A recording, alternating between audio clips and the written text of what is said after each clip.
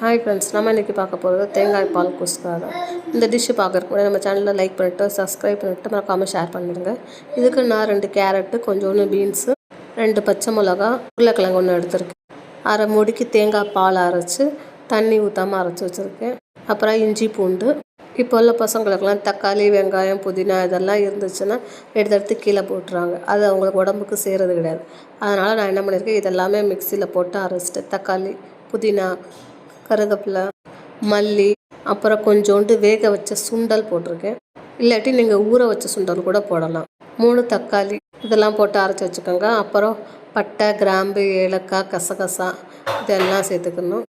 நான் இதை குக்கரில் தான் சேர்ப்பேன். குக்கரில் இந்த சாப்பாடு நல்லா வாசமாக இருக்கிறதுக்கு கொஞ்சோண்டு நெய்யும் அப்புறம் நல்லெண்ணெயும் சேர்த்துருக்கேன். நல்லெண்ணெய்லாம் சேர்த்துட்டு பட்டை, கிராம்பை போடணும். போட்டதுக்கப்புறம் இஞ்சி போட்டு அந்த பச்சை வாடை போகிற அளவுக்கு நல்லா வதக்கணும்.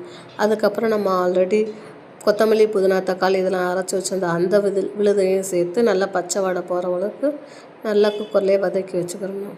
இந்த தேங்காய் பால் நம்ம வெஜ்ஜுக்கு மட்டும் சேர்க்குறது கிடையாதுங்க. நான்வெஜ் செய்கிறப்பையும் நம்ம இதே தேங்காய் பால் செஞ்சுக்கிடலாம், ஊற்றிக்கிடலாம். அதுக்கப்புறம் நம்ம வெட்டி வச்சுருந்த காய்கறி எல்லாத்தையும் போட்டு நல்லா ஒரு பரட்டிக்கிறணும் பச்சை வாடை போகிற வரைக்கும். இது கூட கொஞ்சோண்டு சுண்டல் நான் ஊற வச்சுருந்தேன் போடுறதுக்கு, வெள்ளை சுண்டல் போட்டதுக்கப்புறம் கொஞ்சோண்டு காஷ்மீர் பொடி 1 ஸ்பூனும், மிளகாப்பொடி 1 ஸ்பூனும், தனி மிளகாப்பொடி, உப்பு கொஞ்சோண்டு போட்டுக்கிட்டு நல்லா வதக்கினதுக்கப்புறம் நம்ம ஆல்ரெடி அரைச்சி வச்சுருந்த தேங்காய் பால் இருக்குல்ல, அந்த தேங்காய் பாலும் சேர்த்துக்கிட்டு நல்லா கிண்டிக்கிறணும்.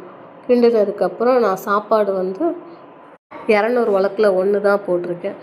1 கப் அரிசிக்கு 2 கப்பு தண்ணி ஊற்றிக்கிறணும். இந்த தண்ணி நல்லா கொதித்ததுக்கப்புறம் அந்த சாப்பாடை போட்டுட்டு 3 விசில் வச்சு இறக்குனீங்கன்னா சூப்பரான தேங்காய் பால் வெஜ்ஜு பிரியாணி ரெடி. நீங்களும் ட்ரை பண்ணி பார்த்துட்டு எப்படி இருக்குன்னு கமெண்ட் சொல்லுங்கள்.